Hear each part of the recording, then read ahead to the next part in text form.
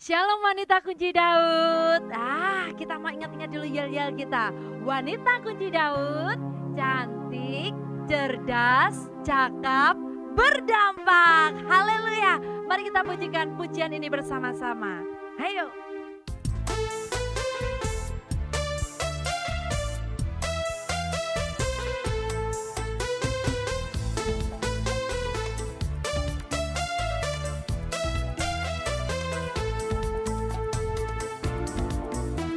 Ajabnya kasih Allahku, dipulihkan kehidupanku, diangkat menjadi anaknya, muliakan namanya. Dahsyatnya kuasa Allahku, di bawahnya ku melewati padang gurun yang tandus, badai angin ribut. Ku diperlengkapi dengan kuasanya, selamat sampai di seberang untuk berkemenangan. Aku wanita kunci Daud, hidup bagi Tuhanku. Wanita kunci Daud, cantik, cerdas, cakap, berdampak. Oh, oh, dahsyatnya kuasa Allahku, di bawahnya ku melewati padang gurun yang tandus, badai angin ribut. Ku diperlengkapi dengan kuasanya, selamat sampai di seberang untuk berkemenangan. Aku wanita kunci Daud, hidup bagi Tuhanku. Wanita kunci Daud, cantik, cerdas, cakap, berdampak. Cantik, cerdas, cakap, berdampak.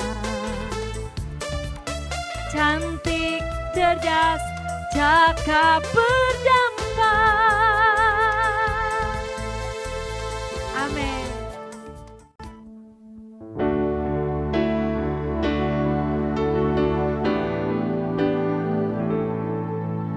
Bersama keluargaku melayani Tuhan, bersatu selamanya mengasihi Engkau.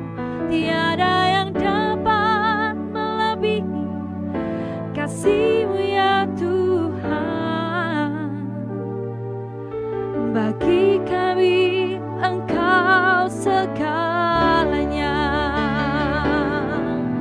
Bersama keluargaku melayani Tuhan, bersatu selamanya mengasihi Engkau. Tiada yang dapat melebihi kasih-Mu ya Tuhan. Bagi kami Engkau segalanya. Bagi kami Engkau segalanya. Oh, bagi kami Engkau segalanya.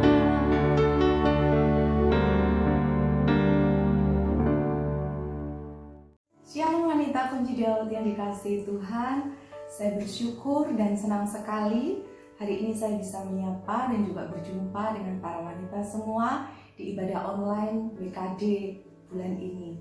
Tak terasa kita sudah memasuki bulan keempat PSBB dan tentu banyak sekali yang terjadi dan juga perubahan-perubahan yang kita alami.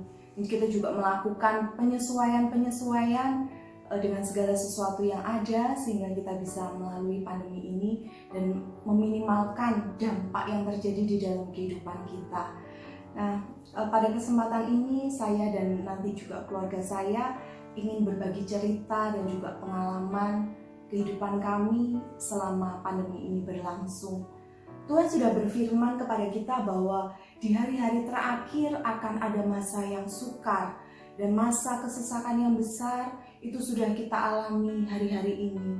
Keadaan yang memaksa kita bergumul di dalam segala hal. Setiap kita, keluarga demi keluarga, hari-hari ini sedang bergumul dan berjuang untuk bisa bertahan dan berkemenangan melalui pandemi ini.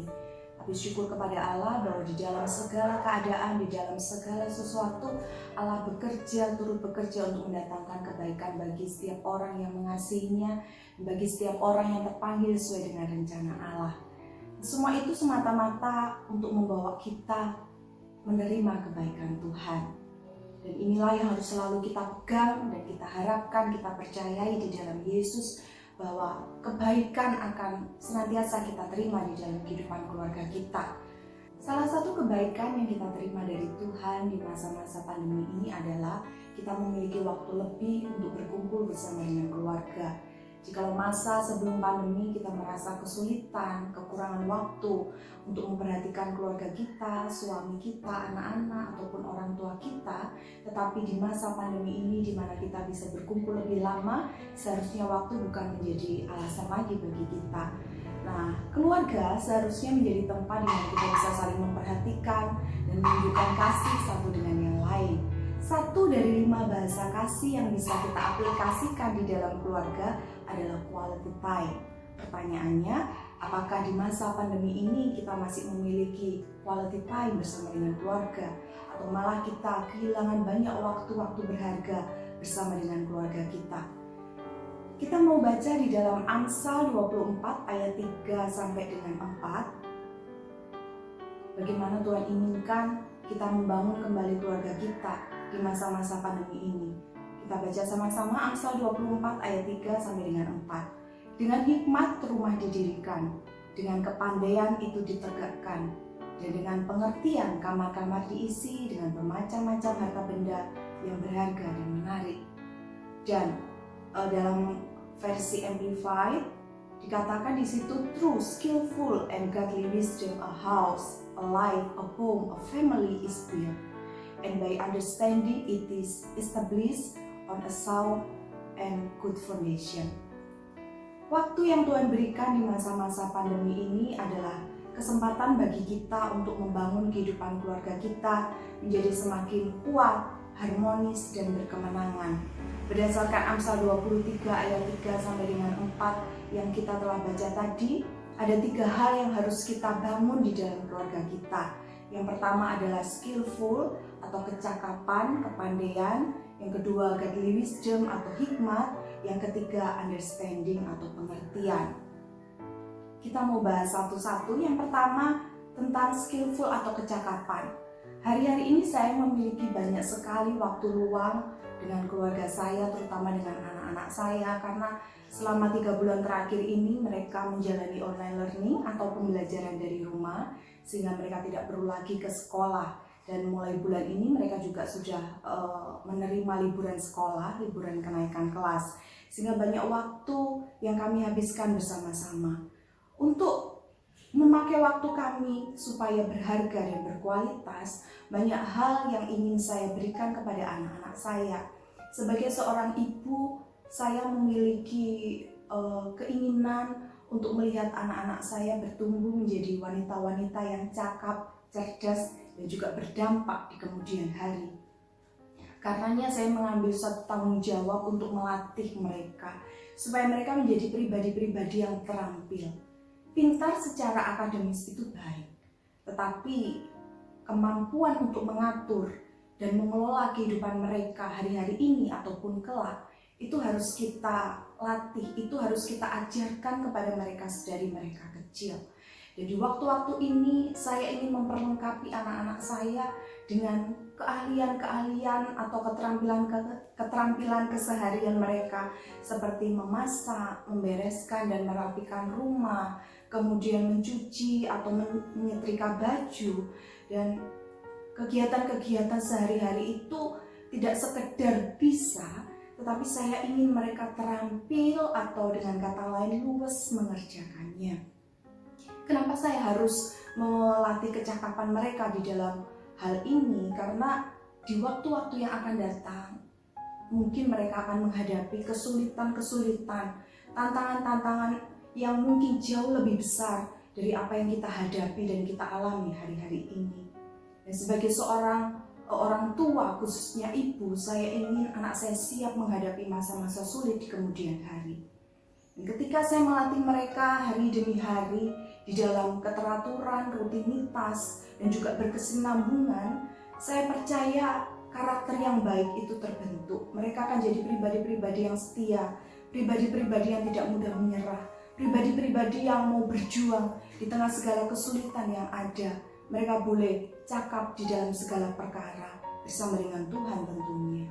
Membangun kecakapan dan keterampilan untuk melakukan kegiatan sehari-hari ini membuat saya dan suami saya berharap bahwa di masa depan, di kemudian hari, anak-anak saya akan bisa menjadi anak-anak yang siap untuk menghadapi setiap tantangan yang ada, menghadapi setiap kesulitan yang ada, dan mereka senantiasa hidup dalam kemenangan yang Allah sediakan.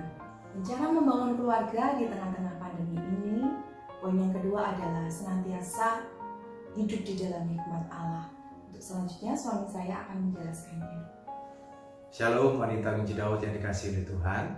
Saya akan membahas poin yang kedua, yaitu tentang godly wisdom, hikmat yang kita perlukan untuk kita bisa mengelola kehidupan di tengah pandemi yang sedang terjadi.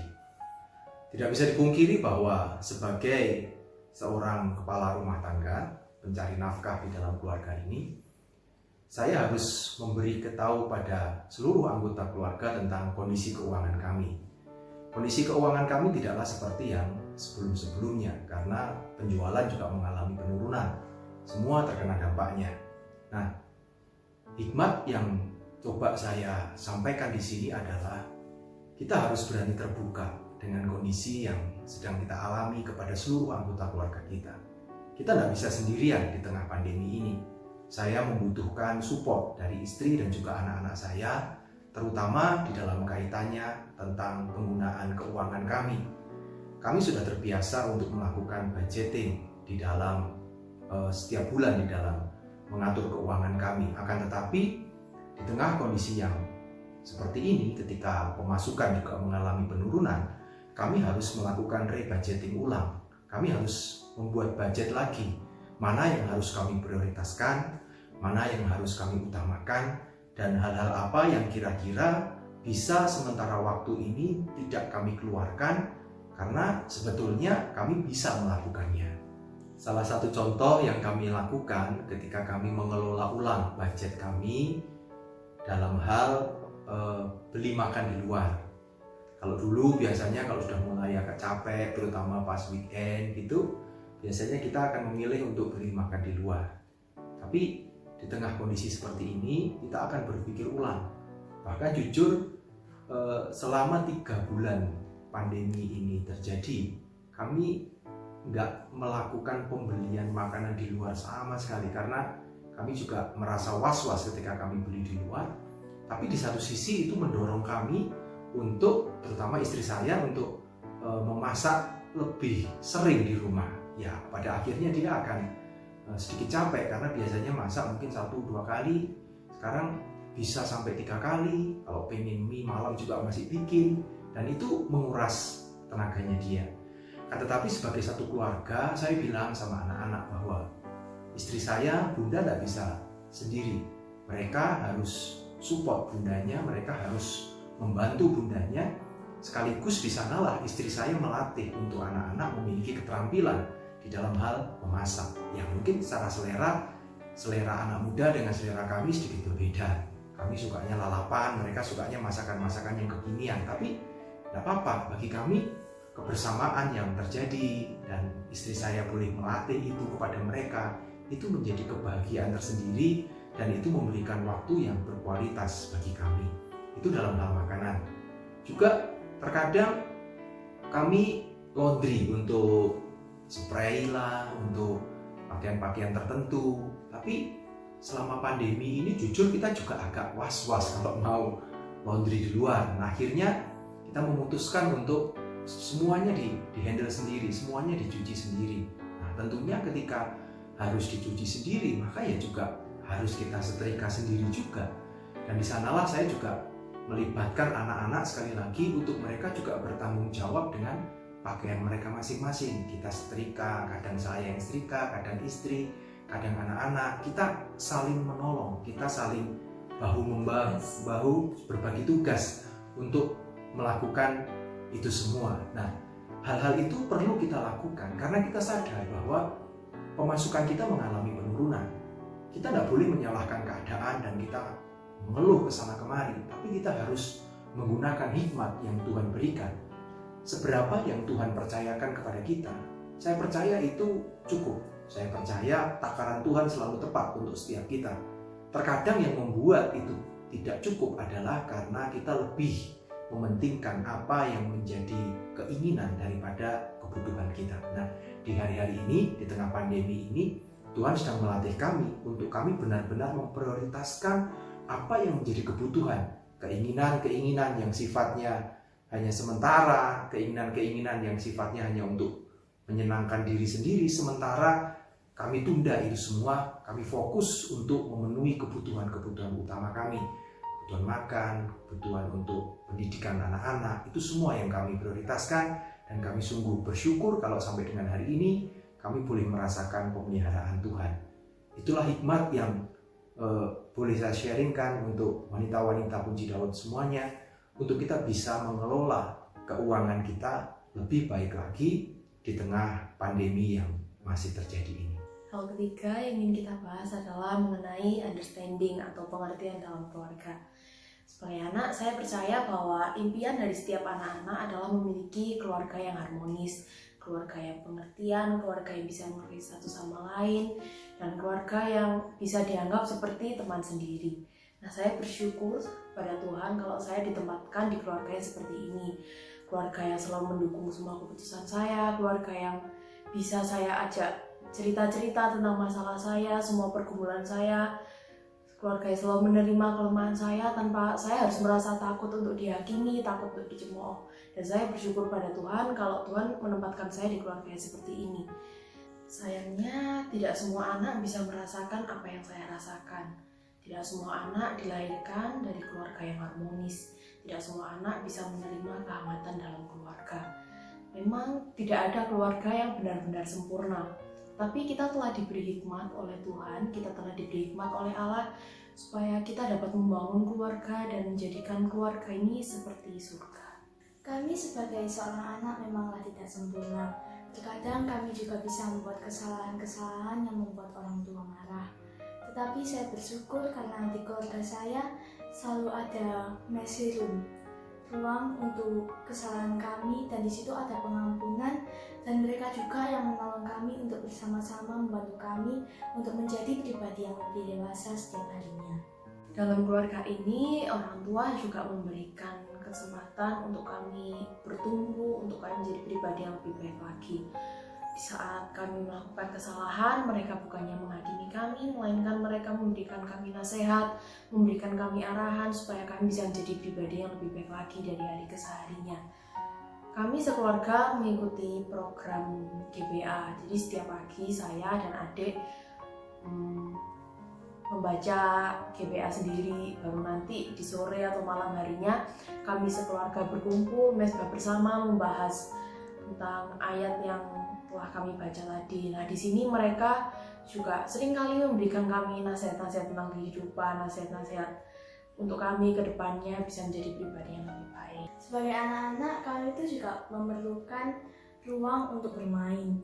Contohnya, kami juga perlu menghabiskan me time untuk diri kami sendiri, melihat drama Korea bersama keluarga mungkin, bermain kartu, menghabiskan waktu untuk bertukar pikiran bersama. Itu sangat membantu dan sangat menyenangkan bagi kami para anak-anak. Itu bagi kami itu adalah playroom yang sangat berharga di tengah-tengah keluarga. Wanita-wanita kunci Daud yang dikasihi Tuhan, itulah sharing dari keluarga kami. Bagaimana di tengah-tengah pandemi yang masih terjadi sampai dengan hari ini, kami sebagai satu keluarga, kami bersama-sama, kami saling bahu-membahu, saling menolong satu dengan yang lain. Kami terus belajar tentang hal-hal yang baru dalam kehidupan. Kami meminta hikmat Tuhan senantiasa untuk kami bisa melalui situasi ini, dan kami tetap belajar untuk mengembangkan pengertian bahwa anak-anak pun juga ikut terkena dampaknya di tengah situasi yang sulit ini. Mereka pun juga terkadang melakukan hal-hal yang mungkin bisa saja membuat kita menjadi emosi, kita menjadi marah, tapi harus disadari juga bahwa izinkan mereka untuk mengutarakan apa yang mereka alami. Mereka membutuhkan tempat untuk mereka juga mencurahkan isi hati mereka. Kalau bukan kepada kita, orang tuanya, kepada siapa lagi mereka bisa mencurahkan isi hatinya di tengah situasi ini. Berikan ruang kepada mereka, berikan dorongan terus untuk mereka juga bisa berkembang menjadi pribadi-pribadi yang lebih baik lagi. Saya percaya di tengah situasi ini biarlah kita saling bertolong-tolongan untuk menanggung beban kita.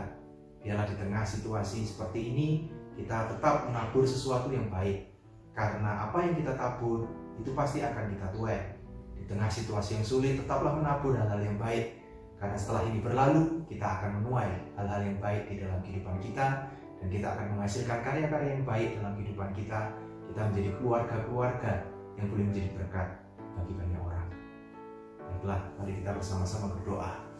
Bapa, kami semua mengucap syukur atas kesempatan yang Tuhan berikan kepada kami untuk kami boleh beribadah di dalam ibadah wanita kunci Daud secara online pada hari ini. Biarlah apa yang sudah kami sharingkan boleh menjadi berkat untuk setiap orang yang mendengarkan, dan mereka boleh menikmati keluarga di mana Tuhan ada di tengah-tengahnya di dalam kehidupan mereka. Nyatakan pribadimu lebih lagi di dalam kehidupan setiap keluarga-keluarga ya Tuhan. Biarlah melalui situasi-situasi yang terjadi mereka boleh saling dieratkan satu dengan yang lain. Mereka boleh memiliki waktu yang berkualitas dengan keluarga mereka. Kami boleh bersama-sama melatih kehidupan untuk memiliki keterampilan-keterampilan di dalam kehidupan, belajar untuk memiliki hikmat di dalam mengatur dan mengelola, juga belajar untuk saling mengerti satu dengan yang lain. Tolong setiap keluarga-keluarga agar kami menjadi keluarga-keluarga yang boleh menikmati kebahagiaan selagi kami masih ada di dunia ini. Terima kasih Tuhan Yesus untuk segala kebaikan-Mu. Kami mengucap syukur dalam nama Tuhan Yesus. Haleluya. Amin. Terima kasih. Sampai jumpa. Berkati. Tuhan Yesus memberkati. Terima kasih.